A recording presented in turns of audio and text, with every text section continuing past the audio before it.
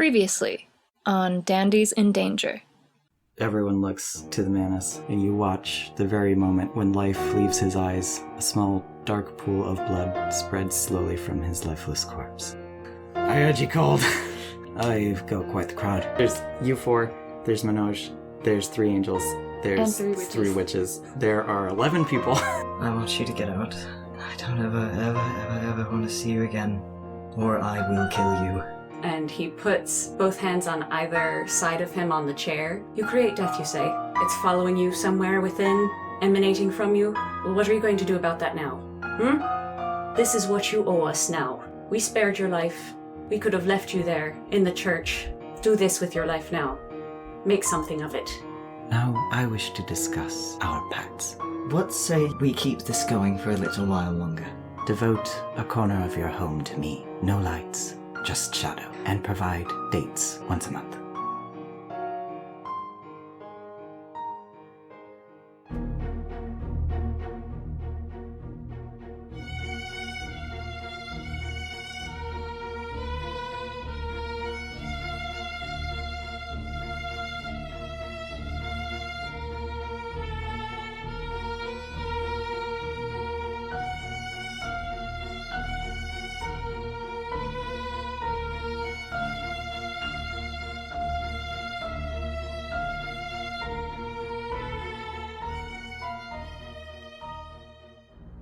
Hi, my name is Eli, my pronouns are he, him, and I play the voice of Zachary Wilkos. Hello, I'm Cass, my pronouns are she, her, and I'm voicing Liam Bardsley. Hi, I'm Chess, he, she, they, and I voice Daniel Pritchard. I am Toast, pronouns she, they, and I play the voice of Adrian Edwards. Alright, we're here, we're on our interlude, we're gonna have a little emotional break and check in with everyone. So before we check in with each of the lads and how they're coping, I had actually a couple quick questions for Chess, depending what he can answer as far as the little end of his arc went. Mainly, has there been any church activity around Zach since everybody got home? Zachary does not go to work the next day, is that what he does? Oh yeah. I think he calls out. So he says, like, I'm sick, or something like that? I mean, they didn't have phones back then, but however, he sends a You message. can send You can send a card or a message. Yeah, so he does that. How long does he do this for? I mean, he does it. Because eventually he gets messages back that say that he needs to come back to work. I mean, he does it for a day. Mm-hmm. Because, in my opinion, if they already know where he lives, No one has come to him. I think then he very just cautiously goes back to work and he realizes that nothing is happening. I know that sounds crazy, but like, if his reasoning is like, if they wanted to arrest him, they would just fucking go to his house and arrest him.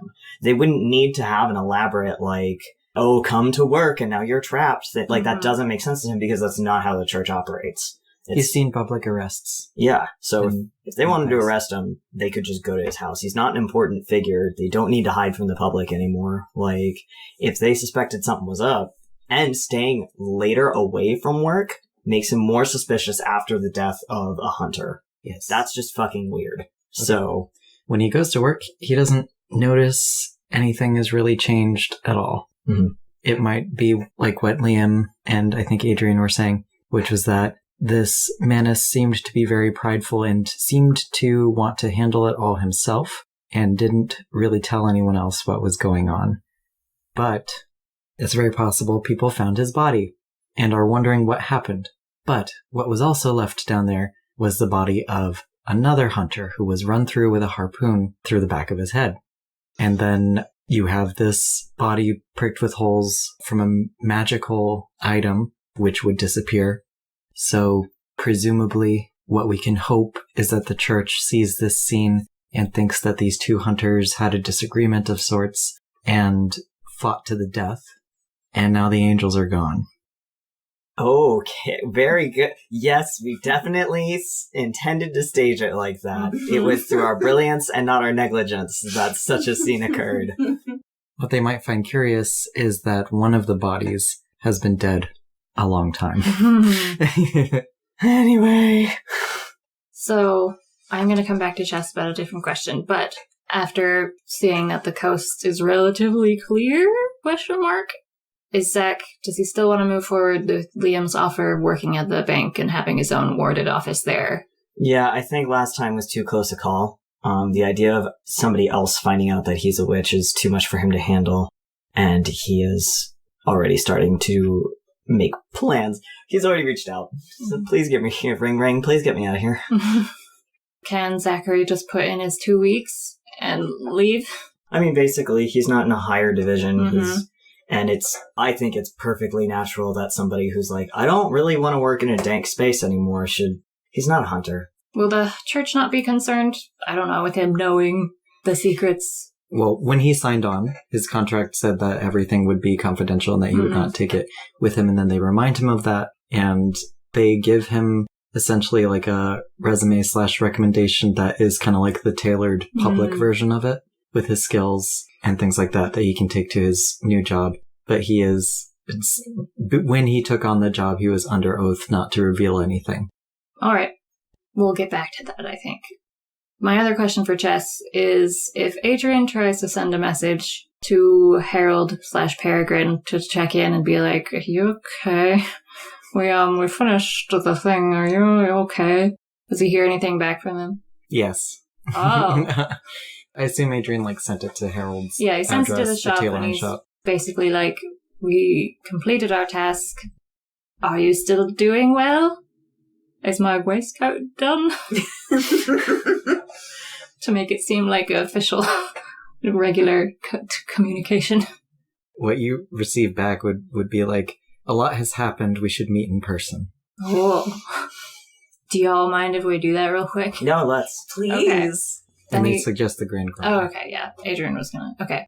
Then, say they pick a night, whatever, and Adrian makes his way all alone.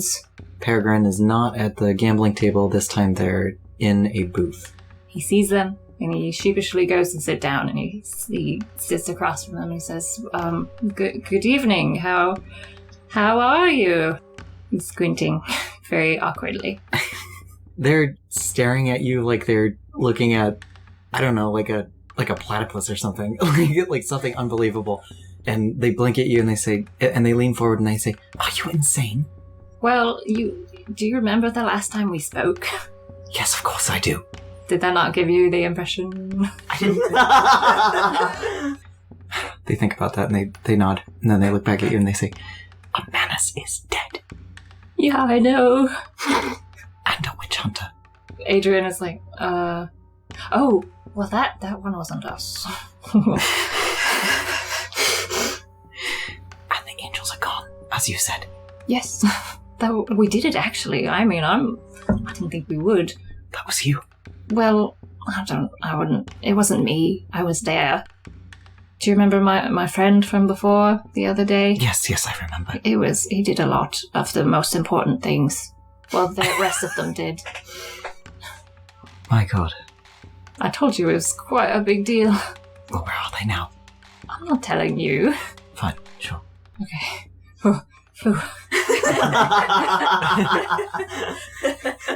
If you'd asked him twice, he would have caved. Yeah, they shook their head as kind of like, of course you wouldn't tell me. But it doesn't seem that important to them. You are absolutely bonkers. Well, look, it wasn't my idea. But, look, I wanted to check to make sure you all were alright. Yes, I'm fine. They're not asking any questions? No. Wow. He kind of frowns and he's like, I don't know how well that place is run. I've been bargaining with things for quite some time now and they haven't caught on. He just nods. He's like, okay. I do most of it as Ari and they don't question women. He nods. Well, I guess that's useful.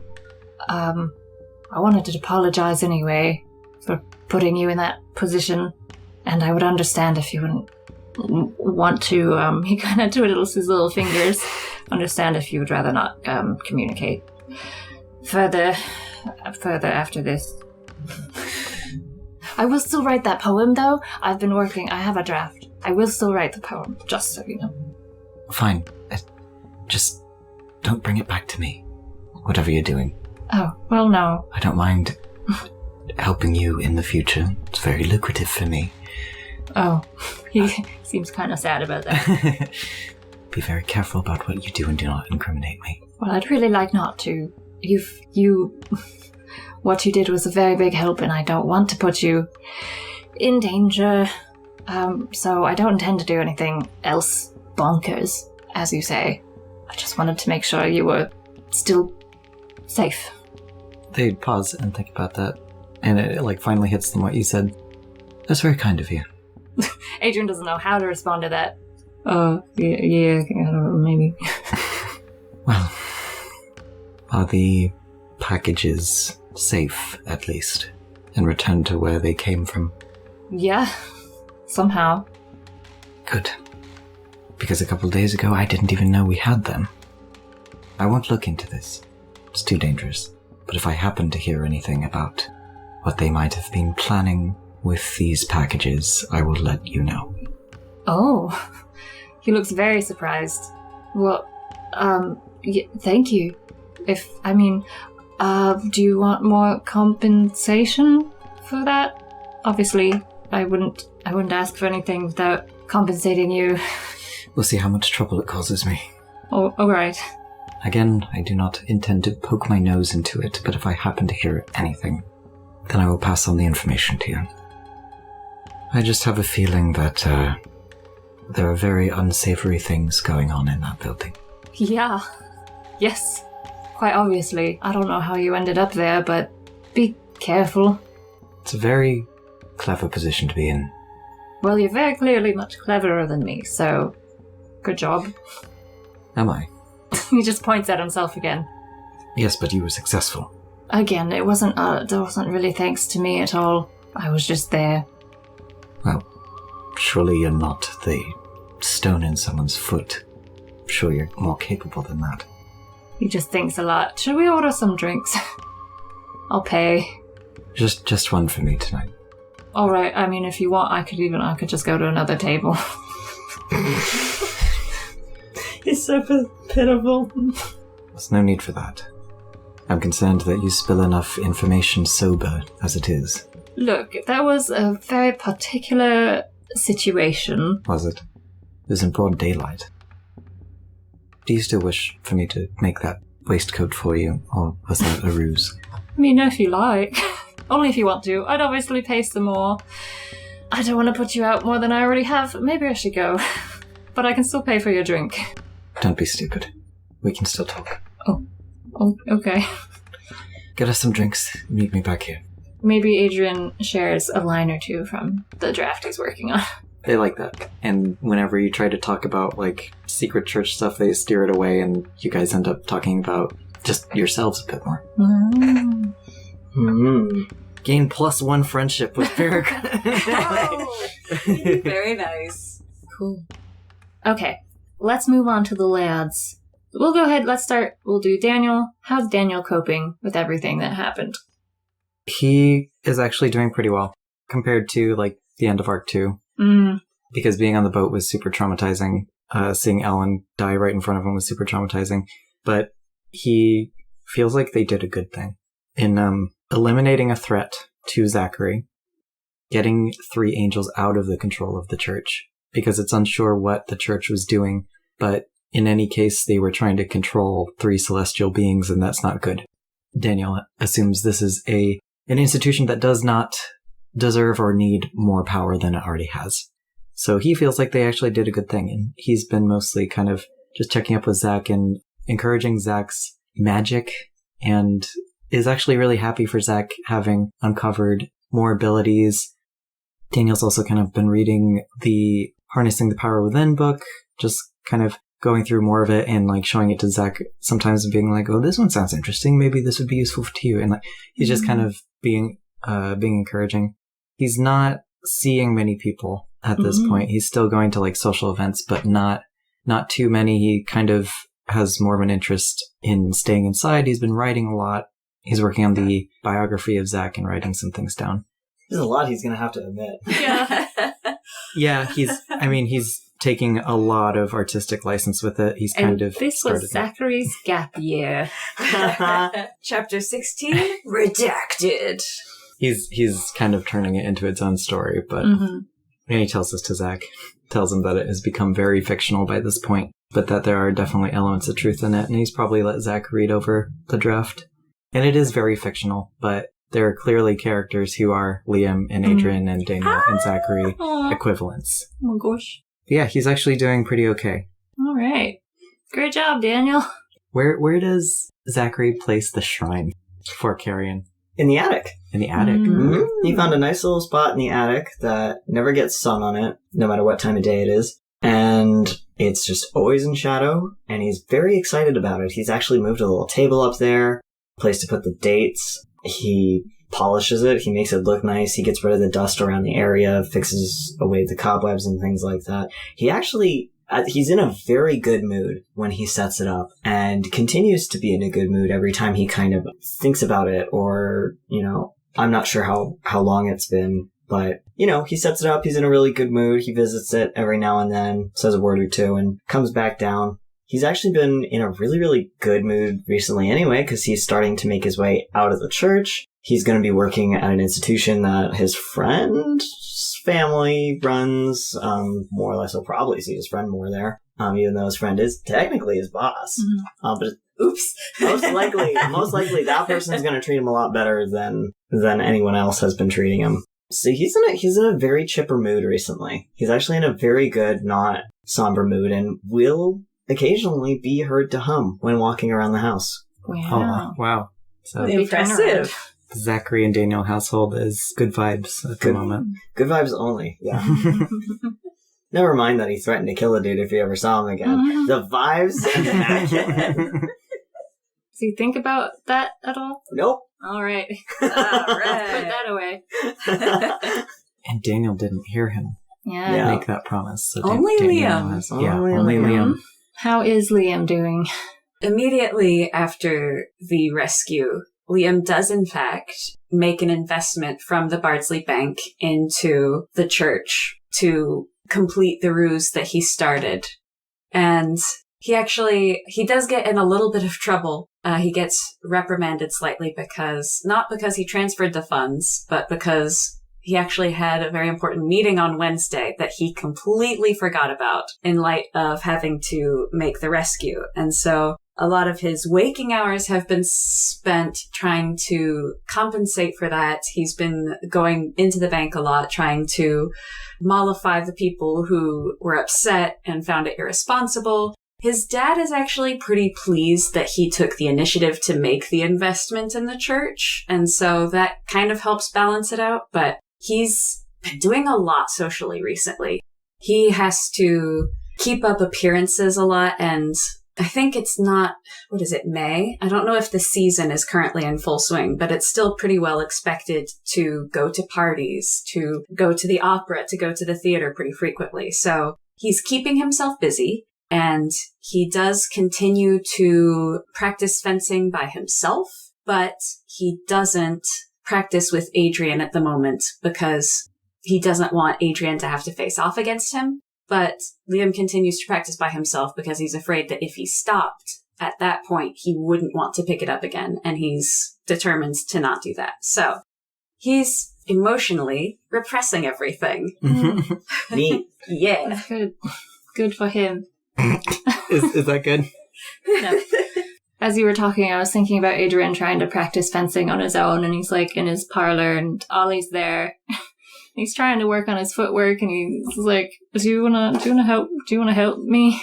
And Ollie's just like, "I only know how to box." And Adrian's like, "Well, no, never mind. Just keep an eye on me as I practice my form." Just keep an eye on me. Adrian is working on some poetry because he does want to write the poetry for Peregrine. It's very metaphorical. It obviously has a peregrine in it. It's a very, falcon. about, I don't know, a beautiful, mysterious bird that, I don't know, I'll have to come up with themes. Something about it being, shape-changey. Anyway, I don't need to come up with this right at the moment, but something cool and mystical and like a little chaotic. Mm-hmm. As far as the whole mission with saving the angels, he keeps going back to thinking, well, we did it, and we got them out, and we also saved those white witches, but he still feels like really hollow and horrible, and a lot of that has to do with Liam having to kill a man, the distress Zachary went through. Like, he doesn't know that Zachary's in a great mood now, so he's like, oh god, his life is ruined. Zach's like, oh. And so he's grappling with that, because he's like, we did a thing, and I did what I was supposed to, but I still feel like absolute shit. I don't like this. So, he's trying to deal with it most through poetry. He's doing his best not to have too many drinks.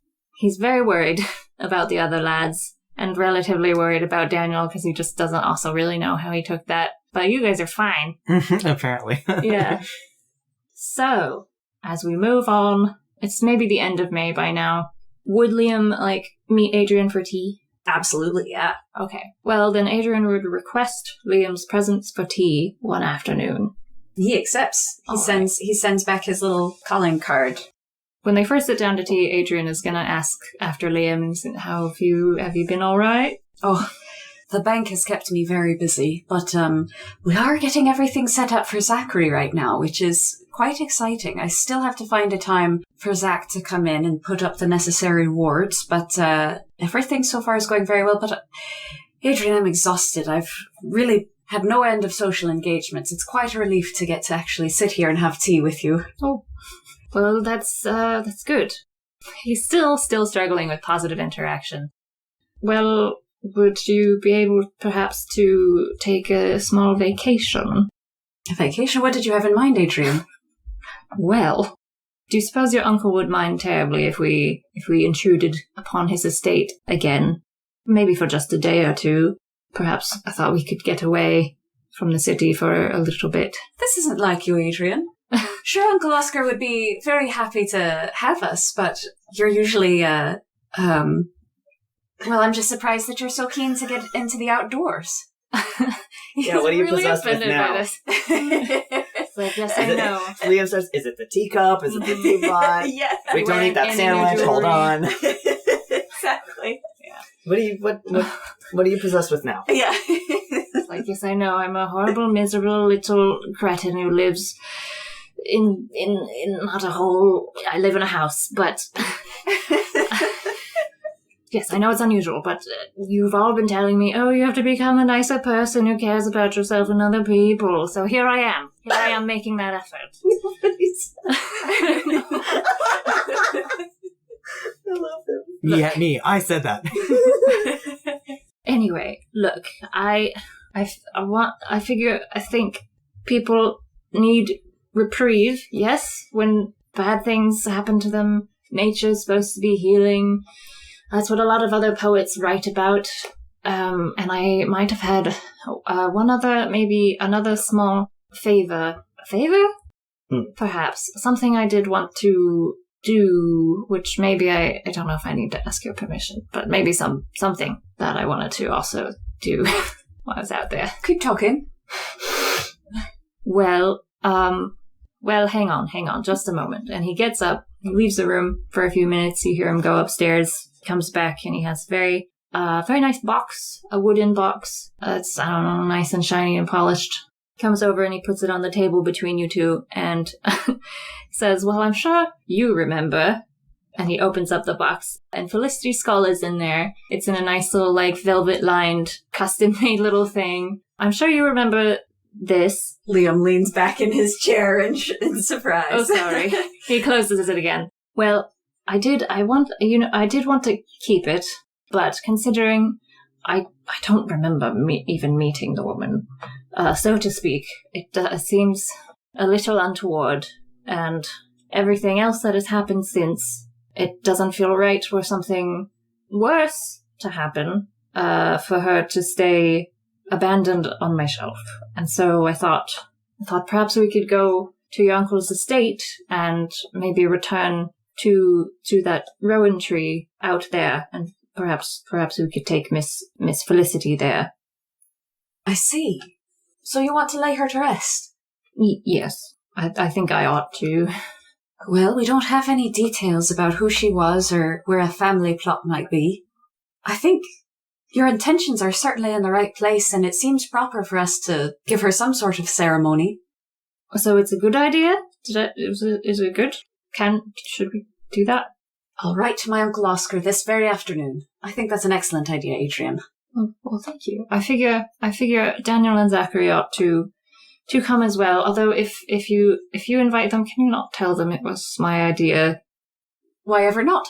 It doesn't need to be. It doesn't have to be my idea. You're the one they'll expect. So I don't understand. You wouldn't. You're a perfectly nice chap who loves socializing with people. So don't worry about it. Well, as you wish, I suppose. Thank you. Okay, so Liam writes to Uncle Oscar. I'm assuming Uncle Oscar's like, yeah, that's great. Otherwise, we'd have a problem. Otherwise, it's back to the drawing board. Cass is like, actually, he says no. I'm like, well, great. We'll have to sneak on the property. Everybody roll for sneak. That's the hounds on you. Roll initiative. Yes. Yeah, I think he is... Is this okay? He is at his estate currently, because he's not busy with politics, like, in the city center right now, because he has a place closer into town, so he's gone out to his wider property, and he is more than happy to welcome all of them back, and says so in a letter. All right. Cool. Adrian asks if Liam will invite Daniel and Zachary, send them a little letter, and then they do. They're like, that's great. Wow, cool. Let's all go on a trip. Does Liam reveal that it was Adrian's idea? Or are they he was a good boy. Or are they under the guise that Liam has invited them out? Liam's gonna say that he's invited them. Okay. He's not revealing that it was Adrian quite yet. Quite yet. Oh. Because he's hoping that Adrian will get around to saying it himself. All right, well, they get on the carriage ride. It's probably bumpy and uncomfortable, because they didn't have much suspension back then. But they go on out to the country. Zachary is sort of looking at Adrian, sort of intently. Oh, you look nice today, Adrian. That's not a new, brooch or anything on you. I'm not bloody possessed, all right? I'm just checking. Look. No one said you were possessed. No one said you were possessed. I'm making efforts. Everybody wanted this. I thought Liam invited us. I mean, an effort to come out and be nice. I didn't have to come. But I decided I would come with all of you because I'm going outside now. Liam is hiding a smile behind his hands at this point. Yeah, no, it's fine, Adrian. We're really glad to see you, and we're very glad you're here. Those aren't new cufflinks, right? Those are the same cufflinks? That's to lay off with. Smiles you on the are bloody little... Points at you. What? What? Nothing. I'm being nice. Well, I didn't know we were in the presence of a true gentleman. He's not talking to you anymore. He's looking out the window. He will be nice, though. He's just looking out. I haven't been in nature in a while. I wonder if that owl is still there. Most likely. Well, Uncle Oscar wouldn't have done anything to the tree, so presumably the owl would still be there. I am rather looking forward to seeing something like that again. I mean, if it should happen to show itself. It seemed to like us. I don't know why it wouldn't show itself again. I'm sure it doesn't get a lot of visitors. Well, we are squirrels. just mortals. These beings, they come and go and they do as they please. They don't have to show their face to us. I suppose, says Zachary with somewhat of an annoying smile. Alright, then they get up to Uncle Oscar's. I gotta do Uncle Oscar's voice now. But he meets you. He's already waiting on his steps of his huge house. All the topiaries in the lawn. He probably got a water feature out there too. And the carriage comes up and you guys step out. You sound so excited. I know. He's standing there, Liam steps out and he lifts his cane and he waves, Liam! Welcome, my boy! I couldn't wait for you to show up and you've brought your little friends. Little friends. I guess they are so little glad compared to to see him. you. And he runs down the steps. He hops down the steps to come see you and he grabs Liam and he does the big pump, pump, pump, pump, pump. Big hug. Liam does the pump, pump, pump, pump on his back as well. Great to see you, my boy. And as each of the other lads get out, he shakes their hands really heartily. So good to see you. That's nice to see you as well. I've got a wonderful meal lined up for us. We'll get some meat on all of your bones and get you hearty again. Is his last name Bardsley? Is it? Mm-hmm. Then it's wonderful to see you again, Mr. Bardsley. Come in, stretch your legs. You're probably stiff from the horrible ride. I hate riding out here all the time. I'd rather be out on my horse, chasing the creatures of the forest, but maybe we can do that while you stay here. A hunt. I think I've had enough of hunting for a while. Hunting sounds fun. Do you partake? Oh, I used to with my Uncle Carl. That's amazing. What have you hunted down? Oh, we've they discuss things. They have a long conversation as they walk in the house, and Adrian's personally like, thank fucking God. He can't talk to Uncle Oscar. Does very well. Zachary see the box? As luggage it's is within being their loaded? luggage, so he hasn't seen it yet. Okay. They go in, they have dinner. Uncle Oscar does a lot more loud talking, and he asks about what they're all after, and he like vaguely remembers what Daniel and Zachary do, so he just kind of prompts them. And I bet he's really excited to hear about Zachary going into the Bardsley Bank. He's probably like, that's amazing! Daniel drinks a lot in that kind of like, I'm having a fun time and I want to vibe kind of way. Yeah. Drinks a lot at dinner and is probably like the second loudest person at the That's table. great. I think And it's just, Uncle like, Oscar likes vibing. him a lot. Yeah, Yes. he likes Uncle Oscar. I've told you before, like big like traditional like pagan Santa shaped people are like his jam. Fucking loves them. Yeah. Yes. They have a great time. Uncle Oscar's like, this is going to do wonders for your career. You'll be able to climb up there and blah, blah, blah, blah. You'll be great. You'll have to, he'll punch Liam in the arm a little and be like, you better watch out for this little one over here. I don't think Liam has anything to fear from me. You say that, and then he said some shit about, like, small animals being crafty. I don't know. What the fuck? Zachary would just give Liam like a very strange look, like, what? He And goes they would off nod. on this whole tirade about some, I don't know, small fox or little thing he was hunting, like, all afternoon, and it had him going up all the hills and dales. And then at the end, it finally got away from me, but I locked eyes with it as it went over the whatsits. And it just goes off on a totally different tangent. I love this, man. This is a good vibe. And so you have a pretty good dinner, lots of food. And he has rooms set up for each of you, so everybody gets their own separate big room, because he lives in a fucking big mansion. And you all toddle off. You probably also had, like, you went to the parlor and had brandy or whatever the fuck, but same stuff. More big talking from Uncle Oscar. Maybe, he just gets more and more red in the cheeks as he has more of a good time. I think he likes being around young people. It makes him feel vitalized. The vim and vigor is back. Mm-hmm. What is the estate like? I know that our characters have been here before, but I forget if any part of the wing or anything is haunted at all. Nah, Uncle Oscar's, like, house, as far as we know, is fine. Fantastic. As far as we've vibes. encountered, as far as it is relevant right now, it's just a big old rich person house. Nice. And he's got lots and lots of so much land. Great. I probably should have mentioned this while you were having brandy. But we'll say, I bet at some point, just as they're about to retire, Uncle Oscar's like, well, good night, my boys. Have a wonderful sleep. Whatever. Whatever. I'm going to bed. Great to talk to you. Good night, Mr. Bardsley. Good night, Mr. Bosman. Good night, Uncle. We'll see you on the morrow. Yeah. He says more great big things, and then he goes to bed. You hear him toddling off. But as he's walking away, Adrian kind of elbows Liam and is trying to, like, can you suggest we go on a hike this tomorrow? See if they're all right. A hike, that's true. Yes, of course. Zachary, Daniel, would both of you be interested in a little bit of a walk around the property tomorrow? Perhaps we could visit that tree that we saw last time. That seems like an excellent idea to me. I'd love to check in on how that spirit has been. Yes, certainly. Wonderful. Then it's set. That's great. That's a great plan. That's a very good idea. That you came up with. Mm-hmm. And so they retire to bed, unless there's anything else anybody wants to do or say or interact in a way. Nope. Not really. Zachary just seems a little pensive after the mentioning of the spirit. Mm-hmm. That's it. All right, is everybody gone off to their rooms? Yep. Mm-hmm. Then a little while passes, you're doing whatever, and then there's a knock at Zachary's door. He looks to the door and he's always a little, like, cautious, but he... Yes? Adrian opens the door. He's got a little candle in his hand because it's dark. And Adrian.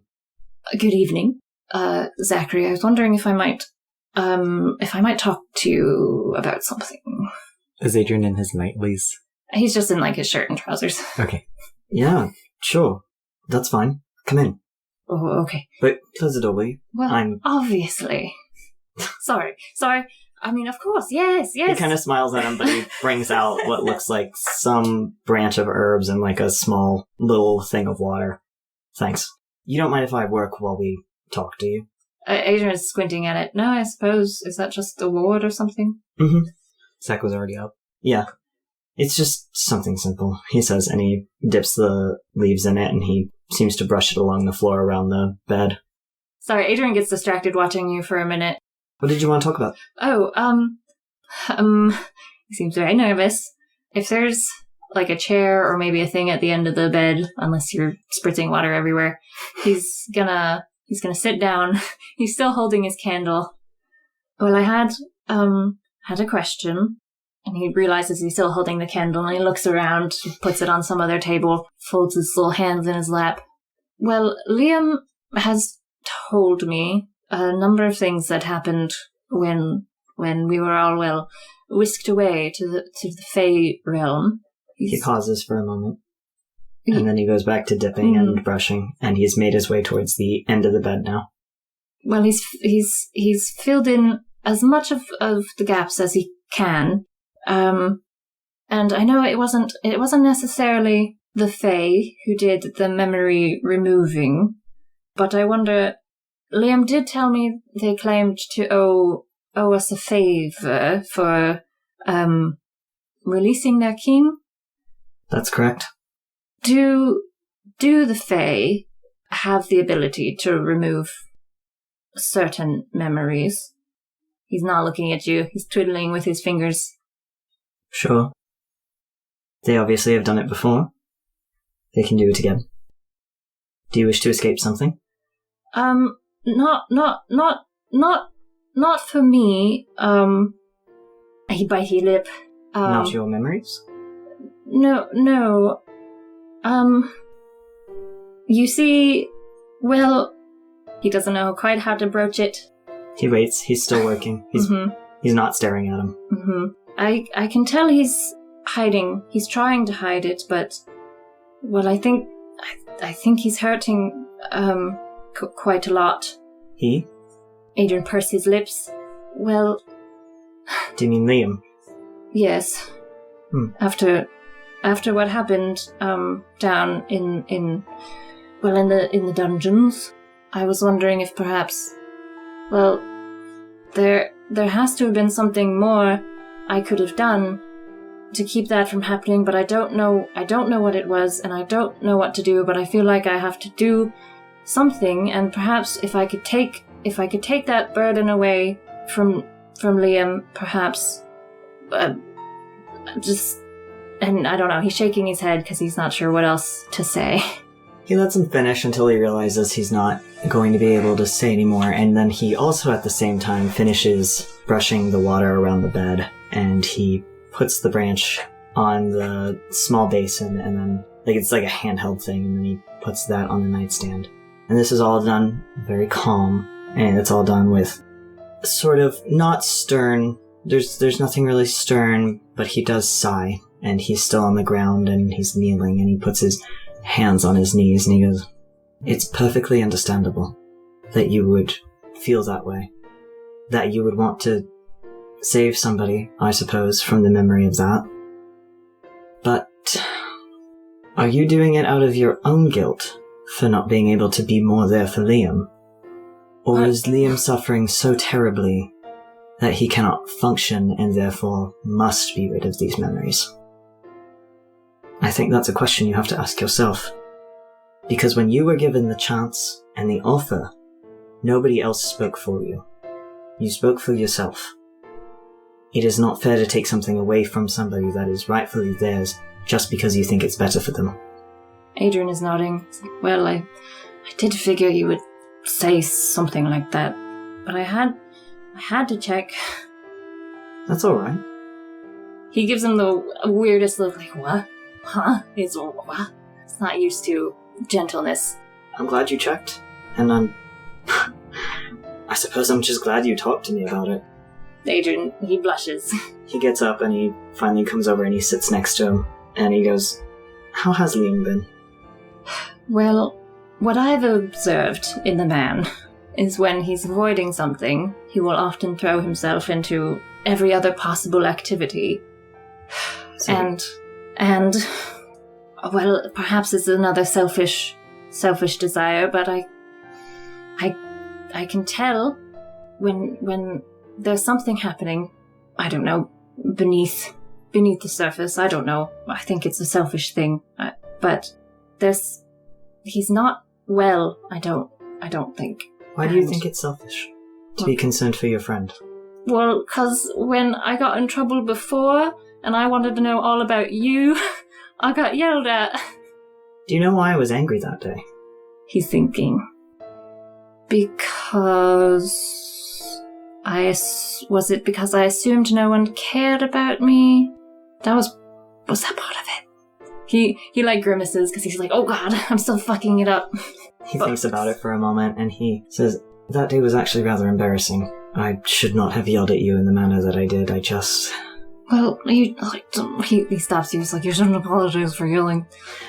I was being stupid. However, it's not that I'm angry that you don't think anybody cares about you.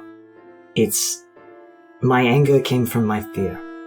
I don't want to see you throw yourself away because I like you, because we're friends. And if you hurt my friend, I get angry. I guess that's the most simple way to put it. I'm sorry, there's no eloquent way of speaking. I'm not a poet. I find myself to be very stupid and base, actually. Well, don't say that. But I got angry that day and I yelled because I didn't want to watch another person. Adrian, I've seen so many people die. Adrian makes big eyes like, oh, fuck. I've seen so many people at their worst, most hopeless state give up. And I have seen living corpses. I mean that figuratively, I suppose. Oh, all right, of course, yes. Of people who occupy shells of their human selves until they finally give up the ghost. And I was so scared to see that in you. Adrian feels bad because he's like, that's exactly what it was. My father used to drink a lot. Oh, fuck. And I used to see him also give up. And I'm sorry I yelled at you. Maybe I wasn't just yelling at you, maybe I was yelling at my father, and maybe I was yelling at myself and my own fears about giving up and throwing myself away and making the people who care about me sad. I'm sorry if I was projecting that day. And I felt even worse after I did it, because I was worried then you wouldn't want to be friends with me anymore. Adrian actually does put like a hand on Zachary's knee. He's like, I'm sorry. Sorry for bringing all of that up. No, you shouldn't be. Look, I know this is... He wipes his eyes. Mm-hmm. I live a very hard life, and yet I find that sometimes the hardest parts of living are actually sometimes the best for you. Like, talking about your fears to people you're not sure care or not, only to be surprised that they actually do care. Or yelling at them to get sense back into them because you so desperately can't stand the idea of sitting back and watching anybody else just pass away. So I'm getting very emotional. I apologize. You came in here for advice and now I'm... Sorry, let me regain control real quick. Adrian pats him on the knee again. I mean, it's alright. I mean, thank you, I think. I'm still figuring this out. Sorry, but also thanks. I forget what your original question was before I went on the tangent. I'm sorry. Well, I wanted to wipe the memories of murdering a man from Liam's mind. And how do you feel about that? Would that make you feel better? Well, if he didn't have to carry that burden, because I know he thinks he must be a horrible person for murdering someone. But you would carry the burden of the truth forever, and that you did not give Liam the option to choose. Well, I know. I just wanted to talk to someone about it. I know it's not actually a good idea, but I don't know what else to do, because he's not going he's not going to talk to me about it. You can't undo the action. I know. What am I supposed to do? I don't know. But maybe you should let him know that you care in the same way that I let you know. If you Yell at him? I don't. No. Probably not. That was very heated and I was still holding on to a lot of things. I was also mad that you weren't coming to actually talk to me, that it felt like you were avoiding me, but that's a whole different subject. Because I think you were, because I think maybe that's something you didn't want to think about. Adrian blinks. He's like, he has not processed that. And I was sad that you didn't call on me and you didn't check on me yourself. And that's why I was mad. Sorry. Working on it. I think now's a good time to work on it again. Ask Liam. Truthfully. Tell him that you know that he's putting up a front. Like I called you out. And, I mean, you don't have to yell at him. Alright. Obviously. He's still sort of wiping tears away. But, I don't know. Your friends want to know that you're there for them. Your friends want to know that you care. He doesn't answer right away. I think he sighs. Says, well, I don't know. I'll try. I'll try something, I suppose. Okay, but please, Adrian. Hmm. Whatever Liam does is his choice, but don't take his choice away from him. I know. I'm just frustrated. Of course. This magic can be very tempting. That's why it can be extremely dangerous. And the Fae don't always give you what you want, even if they say they owe you. That's fair enough. I suppose we should all conference on what favor we would like from them. Yes, please. Right. Is there anything else before I don't know, break down on you again? Well, you don't have to apologize. You don't have to keep apologizing for yelling. I will remember it forever, but you don't have to keep apologizing. I hope you do. He smiles. Adrian shakes his head. Anyway, it was my idea to come out here. I'm gonna go. Sorry, wait. Hold on. What? It was what? It was my idea to come out here to the country to have a break. Just so you know, I'll tell Daniel in the morning if you like. Wait, hold on. Wait, hold on. It was your idea to come out here? Yes. She's smiling. Are you? He looks around on him. Are you sure you're not possessed? Why do you have to be such a cheeky little bugger? Wait, show me your hands. There are no new rings, are there? He waves them in front of his face. No. Well, good. You won't be like this every single time I make a character development, will you? No. He smiles. Thank you. I guess I'm just really excited and happy. That's great. I mean, that's a good thing. That's great. That's wonderful. It makes me sick, but it's good. All right. You can escape now. Yes, if you I'm wish. going to bed. Good night. Thank you, Adrian. Oh, you're welcome.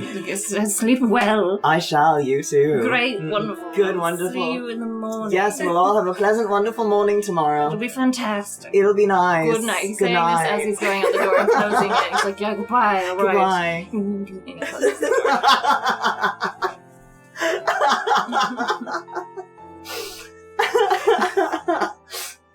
I live for their friendship. Seriously.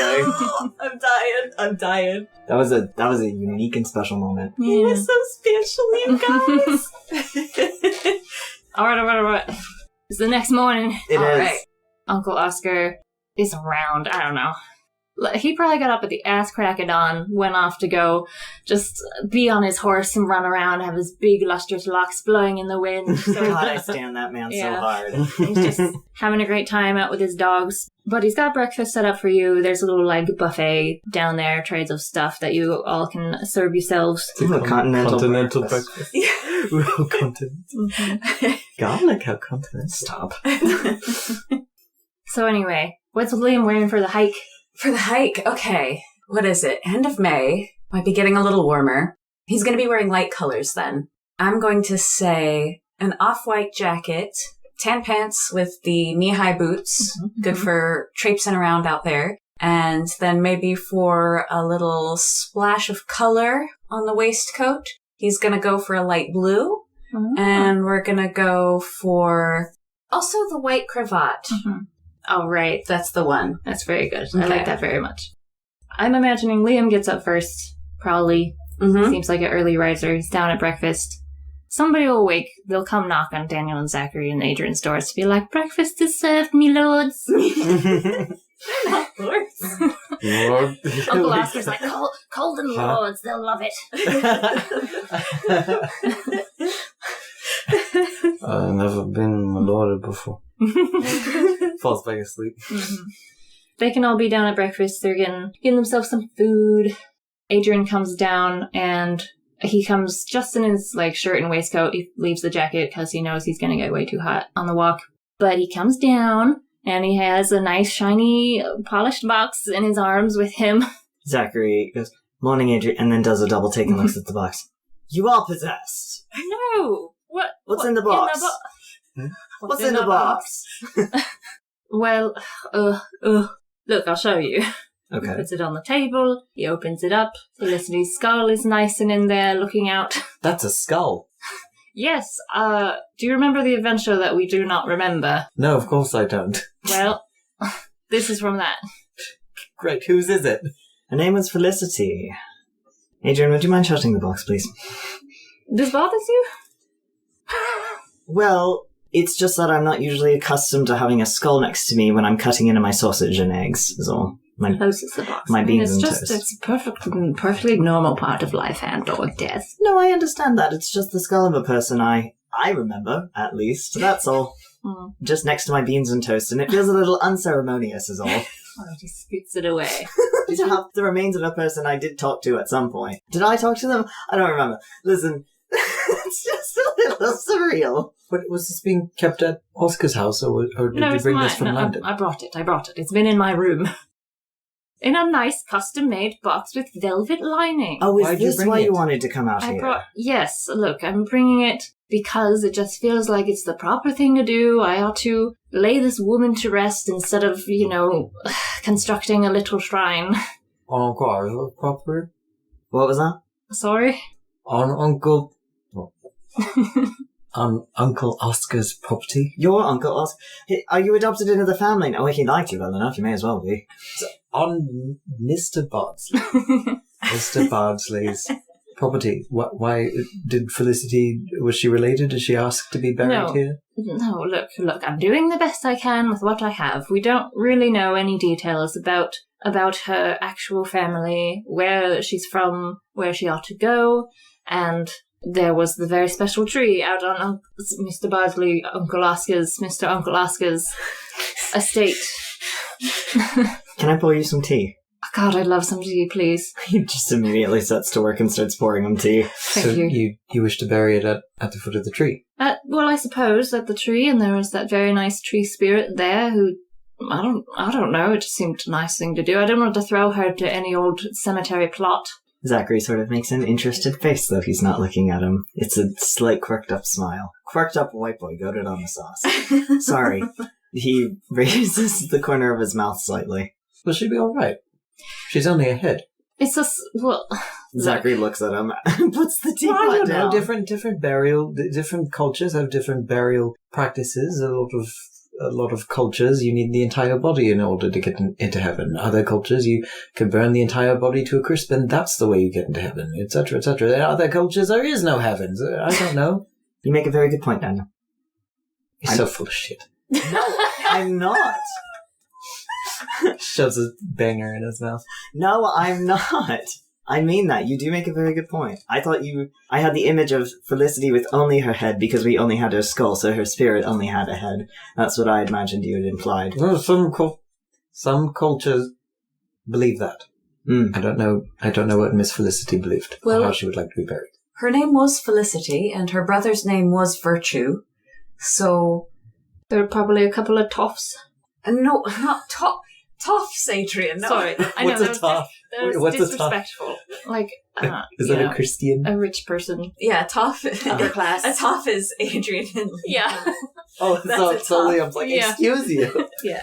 No, but isn't it, was it not common for names like Felicity and Virtue? That tends to be within... I mean, they're probably English. Yes, a certain, Christian. Christian denominations. You're the religion boy. So we should... You have one. So we should stick her 2? skull on a wall amongst a bunch of other skulls. Stop it. You're underground. ruining my nice gesture. The point is, we're going out. Sorry. We're going out. We're going into the woods. We're going to the tree. Perhaps that nice spirit will show up and tell me I've done a good job. Tell us we've all done a good job. And we can lay her to rest. However, and the point is it's a gesture and it's more respectful than keeping her in my room or just shoving her off on any old plot. Well, I think that's a wonderful idea, Adrian, and I especially like Thank the you. idea that you wanted to bury her beneath the tree of a spirit. Thank you very much. I think they'll keep each other good company if she can't find it to move on. This would be so much more meaningful if I knew who the devil she was. Well, same, but doing what we can. Has Zachary not told you much? Liam's told me almost everything from then. Oh, Daniel hasn't asked. Oh. Do you want to know? Well, of course I do. Oh.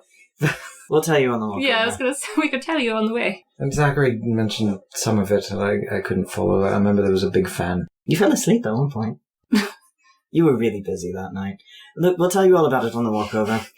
By the way, you either might want to change or leave your jackets. Can get quite hot in the woods. And Liam smiles knowingly a little bit and then doesn't say anything. yes, so you might get a little warm. Don't get overheated. Anyway, Liam, will you be... Anyway. We'll be bringing plenty of water. All right. Great. Daniel's an olive green. None of you fucking asked. I'm so sorry. Zachary didn't say what he was wearing. I don't know what Zachary's wearing except the normal stuff he usually wears. It's really fetching on you, Daniel. Thank you. The olive really complements your skin tone. Thank you. You will look very good in the woods in green. Thank you. Anyway. Shall we go? Yeah, let's go. Liam, will you lead the way? Certainly. All right. Ooh, I've got one dice roll that I guess I'll do.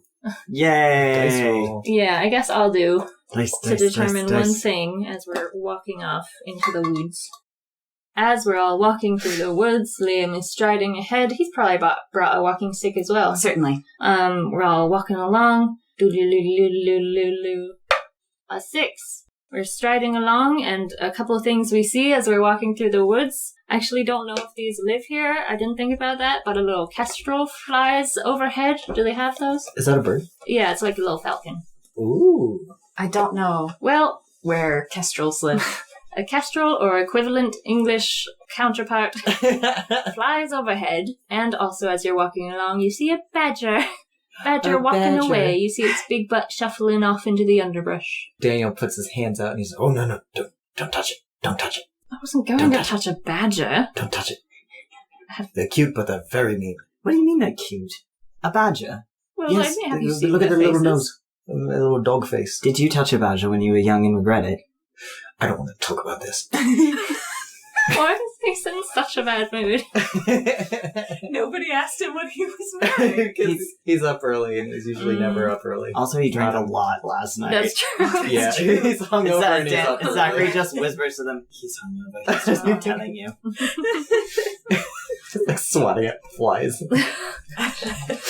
have some water. It's so headachy out here. Liam actually gets very concerned. He's like, are you feeling all right, Dan? Do you need some water? I'm fine. Drink some water. Glug, glug, glug. He drinks it like a 7-year-old. Yeah. Great. And are you doing all right this time, Adrian? I'm doing fine. How are you doing, Liam? I'm doing well. Are you sure? Light colours. Oh, Adrian looks at Zach and he's like, oh, yeah. Yes, I like to wear light colours whenever it's warm outside. That wasn't the question, boy. What? No, I'm doing well. I'm keeping cool. I do abhor getting sweaty out on a walk, but I'm doing quite well. Thank you, Zachary. Oh, no problem. I know that can be quite agitating. I hate a thin layer of sweat myself. It makes me rather itchy. Emotionally, how are you doing? Adrian looks at him and he's like, I thought I was... He shakes his head knowing that Liam's not going to answer that seriously anyway. Okay.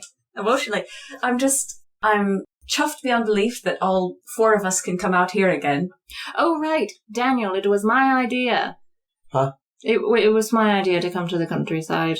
By the way, it wasn't Liam's. It was me. It was me. The mastermind behind it all was Adrian himself. Yes. You invited us to Liam's uncle's place. I asked Liam first. Yeah, but yes, it was my idea. It's true. Just so you know, I admit it. It was me. I've done this. So we're imposing. No, he loved you. Loved. Past tense. Like his own nephew. Anyway. All right. Well, what do you want? An award? A little bit. Thank you for bringing us out here. Zachary passes by a branch with a flower on it and breaks it off and goes, "An award," he says, and he passes it to him. He takes it. Thanks. I mean, he sighs. I guess that's what I wanted, but all right, thank you. And he puts it in his little waistcoat buttonhole or something. Oh, that's why the possession jokes. Oh, wait, you did this on your own with no possession. That is funny. Zachary. Zachary gives a little shrug. Adrian walks away. Liam's going to do a little half jog to catch up with you. They all catch up to him. I Yeah. think it was quite lovely to have us all come out here. Why, what's wrong? Yes, Are you sick? it was great. Stop Stop it. it. It was wonderful, and I've done a great thing, and I'm doing a great thing right now. Good, I'm Are we glad. close to the tree? Are we, DM? Are we, DM? Yeah, we can be. The lads approach the rowan tree. Liam remembers the tree from his youth. As a boy, it towered over him, and now it seems even taller. Oddly, this particular rowan tree is the largest Liam has ever seen, reaching the size more of an oak. He suspects now that this is thanks to the spirit that resides within its branches. The tree's familiar clusters of red berries are not yet ripened, letting instead the season's small white flowers take their time among the leaves. A gentle breeze beckons them forward, and each of the lads feels the same welcoming presence they sensed all those months ago, the same presence that compels Adrian now to lay Felicity to rest, knowing that here she will be at peace. So they approach the tree. Adrian has this little box. He looks at Liam and he's like, should you try to, well, what do we do? He looks at Zachary. Wait, do we... Well, did anybody bring a shovel? A shovel?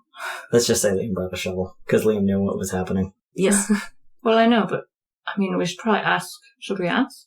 Liam's going to just reach out a hand and touch the tree fondly. Nothing happens. Well, I suppose we could ask. Couldn't hurt. Sometimes Zachary just likes to watch them struggle. Sometimes Zachary just likes to be the one who knows things. Cheeky little bugger. He is. He's surprisingly cheeky, I've found. Well, all right. Tree spirit, if you're here. Liam looks around uncertainly. We've brought something, or I suppose you might call it someone here, and we'd like to lay them to rest. And I don't suppose you have any objections? Still nothing happens. There's a bit of a breeze, and it feels nice, but nothing appears. Well, I suppose it's not going to show up every time. Well, perhaps... Well, I don't know. Should we say a few words for... He points at the box. Put a few words for Miss Felicity. Like a ceremony. Yes, I think you're right. Zach, I suppose that would be up to you and me, since we're the ones who knew her. Well, if you could call it that. I suppose I would, if I said anything, I would want to express gratitude for what Felicity showed us, because without her, we would probably never have been able to escape from that trapped room with the sand falling in. So she's the one who's made it so that we could all be here today. And, well, I would like to thank her for her sacrifice. She was dealt a very unjust hand, being taken away by Robin like that and losing her brother, but we have a lot to thank her for. That was nice. It seems you have suffered much, Miss Felicity, and I'm sorry that I've forgotten you, but we hope that you will be at peace. This is a very kind spirit. We'll look after you, and hopefully you'll see your brother again. Zachary, do you want to say anything, or... He looks a little startled. What can I say? Felicity, you helped us, and now we are alive. But you were gone. And I'm only happy that we might be able to put you to rest in your home soil, instead of having you and your remains floating somewhere out there in the Fey realm. I hope you... I don't really actually know what happens after someone passes on. I know what happens when they linger and when they suffer here. Maybe you will find your brother. Or maybe you stop existing altogether. Adrian puts a hand on his shoulder and he's like, okay. But whatever it is, I hope you find peace. He pats him a little bit, like, yeah. He looks a little embarrassed. Adrian nods and he says, yes. Again, I also apologize for not remembering you, Miss Felicity. Thank you for allowing us our escape from the place I also don't remember. And thank you for occupying my collection of odd trinkets. Thanks for being in my hat. Thank you for what you've done for us. Mm-hmm. And I also hope that you will be well here. He looks at Liam. He's got the little shovel. He's gonna, look for a spot to dig that's not gonna mess with the root system of the tree too much, but somewhere near the base. Okay. You hear a hooting from the branches above, and a rustling in the leaves, and a voice that says, that was very nice. And the tree spirit emerges from the branches. It does a little bird hobble further out so you can see it. And the spirit does resemble a very great owl, very big owl, but instead of feathers, it is, made up of those sort of longish rowan tree leaves. And it has two kind of spindly antlers also growing from its head, made of also branches. Last time you saw it, I think it had little red berries, but right now it also has the little white flowers of the rowan tree on its antlers. Cool. Yes, hello. Oh, you're here. I am. I'm sorry, I did want to see what you were going to do. Daniel bows to it a little bit. Oh, it ruffles its feathers and it kind of bobs its head at you. And then Daniel looks at Zachary with a big old open mouth grin. Like, look. Zachary looks very happy for you. A nice spirit. Now that you're here, perhaps we can ask your permission properly for this. May we bury the remains of Miss Felicity here by you?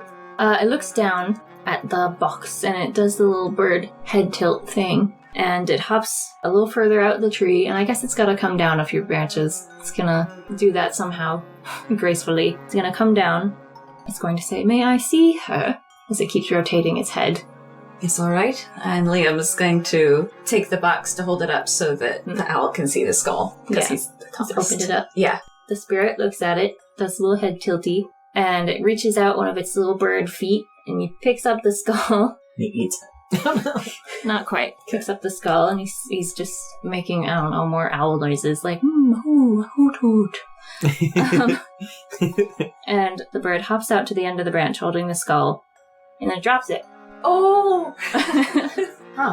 Liam stretches his arms out. No, it's alright. Everything's fine. If you'll just look amongst the pieces there, just help me a little, look among the pieces. Zachary has no qualms. Yep. It's shattered. The skull is shattered. Zachary has no qualms, and in fact just, puts his hands behind his back and walks over and looks over. You will have to touch it. There's nothing wrong. He trusts the spirit, so he reaches out and he takes a piece. You don't see or sense anything particularly from the skull itself if you keep moving the little shards aside. Does he? Yeah. Okay. He continues to sort of look about. On the ground, you find a small, delicate little egg that has somehow formed from the skull. And if Zachary picks it up, he will feel that it is quite warm, and he can sense not magic exactly, but there's something very small inside. Life? Yeah. He is shocked, and he looks up to the spirit. If owls could smile, it would be smiling very kindly and happily at you. You can probably see it in the eyes. And he's very careful with the egg as he shows the others. Wow. Oh my god. Is that an egg? It's an egg and it's warm and it feels like something's in there. What's in it? Her soul. What's left of it, anyhow, says the owl. Are you giving her a new life as a new creature? Not exactly. I am giving her a place to rest, and if she's ready, she may hatch and do what she would like. But here she may rest and take however long she needs. Where shall I set her? one moment. It hops back away into the branches. You hear some rustling, and then it comes back out. It's holding a little nest in its beak, and it hops further down along near the branches, where hopefully you can reach. And it bends down to hold the nest out to you. Zachary very gently places the egg in the nest. There you go, Felicity. There's a lot of other little feathers in there, and just maybe some wool, very soft things that have been constructed into the nest. The owl goes, and it takes it back into the tree to tuck it away, and then it hops back out and settles onto the branch. It shuffles its little feathers and says, "She'll be safe here, I promise." Daniel's crying. He wipes away some tears. Very good. Very good. I'm glad she'll have a chance to rest. She needs a vacation from Adrian's closet. She was not in a closet. It was a place of honor. As much as could be. Anyway. The owl is looking down at you guys very pleasantly, but then it says, "I can sense you have been through great hardship since we've last seen each other." No more so than usual. Daniel looks at Zach like, what the fuck are you talking about? He's just kind of smiling coyly. Does the bird head thing. "Do you still bear my gifts?" Yes, in fact, says Zachary, putting a hand on one of his pockets. And I'd like to take just a minute to, I forgot to clarify this beforehand, but I'd like to take just a minute to reiterate what each of our leaves does. Yes, please. And what they are. Liam still has his red leaf of luck, which in terms of gameplay guarantees him a one-use guaranteed natural 20. Could have used that a couple times ago. Oh, but we weren't allowed to use these. I mean, Yeah, we could have We used could it. have. What do you mean you weren't allowed? we Yeah. were allowed, everybody forgot we had We're them. just hoarding them No, I didn't forget mine. I just always thought we weren't, because we were saving them for something else. Okay, No. well, I'm going to, okay, next time. Alright, well, alright, anyway. Zach looks up at the owl and he's like, "You mean I'm allowed to use this?" Holy shit. Daniel has a green leaf, and if I roll where he ends up fainting at some point, and I absolutely cannot have that happen, Mhm. I can use the green leaf. Nice. And then he won't faint. Yeah, Zachary has an orange leaf. It is for protection. His defense doubles, but he can only use it once. Oh yeah, you could have used that when the menace almost killed you. And you're But- like, well, it was a good run. Turns out you didn't have to, but Yeah. something to remember. Adrian has a brown leaf for sacrifice, but with it he is able to take all of the damage someone else takes instead of them taking it, and he can also only use that once. And I was trying to debate whether or not the owl should give him a new one that's a little more character development-y, but my wife said nah, so we're gonna stick with that one. But I was like, wow, you haven't used those yet? It's kind of like you maybe forgot I gave him some really nice gifts that were really thoughtful, and you forgot about them, I guess. But thankfully, I haven't had to use mine. He looks very proud that he hasn't fainted a lot recently. If you have not used them, perhaps then my fears were unfounded. I can see that you are all bound closely to one another, and I hope you will continue to protect each other as you have done. And I think it looks specifically at Liam and perhaps Zachary. Zachary, upon seeing that, sort of exchanges a look with Liam, like, what did he say? Like, Absolutely. With my honor.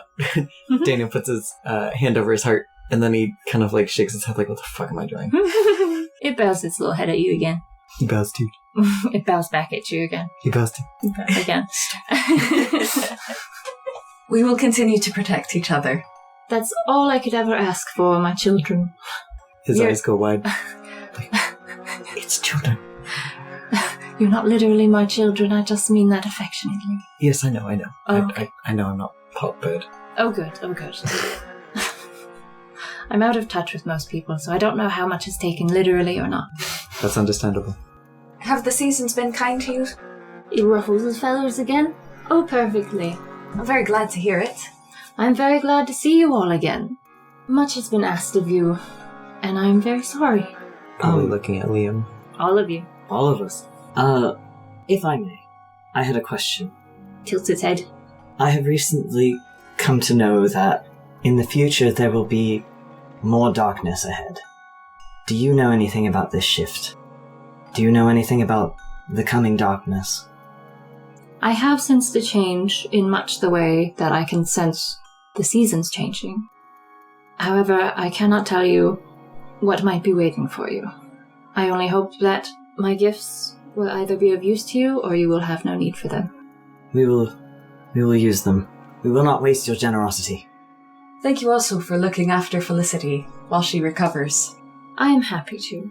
I hope that perhaps you will visit again and see her anew. We hope so too. It would be our pleasure.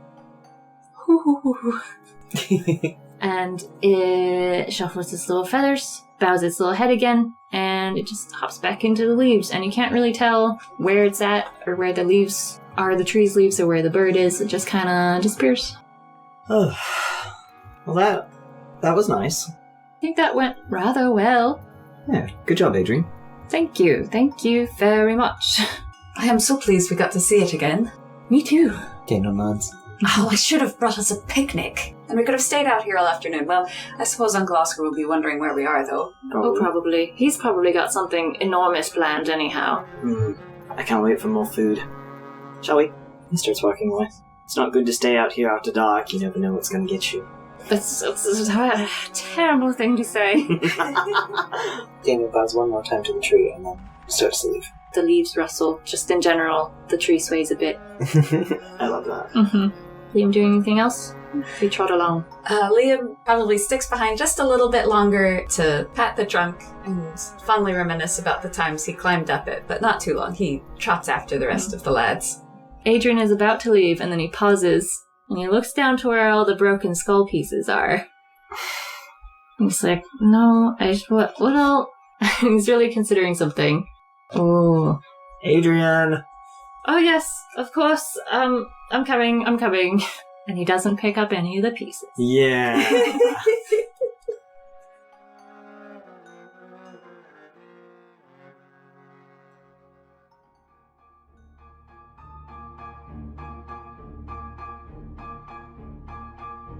Liked what you heard? Let us know by using hashtag #DandiesInDanger over on our Twitter, Insta, Tumblr, and TikTok in the listed links below. We'd love to hear any and all comments, questions, and theories as to where the story might be headed. Want to support us and our lads' adventures more directly? Then please consider clicking on the link and becoming a patron today. For just $1, you can gain access to our longer, uncensored outtakes and blooper reels. For $5, you can have access to exclusive stickers, in-world letters written by and for the lads, poetry by Adrian and Daniel, and original music from the show composed and scored by Chess Albanese. Can't afford to support directly? No problem. Podcasts survive by word of mouth, so if you like what you heard, tell your friends, family, and local graveyard ghosts all about these exciting tales. Thank you, and we'll see you next time. Dandies in Danger is written and voiced by Elijah Bergateras as Zachary Wilkos, cast as Liam Bardsley, Chess Albanese as Daniel Pritchard, and Toast as Adrian Edwards. It is edited by Toast. Original score and music composed by Chess Albanese. It is produced by Dandies team, and made possible by listeners like you.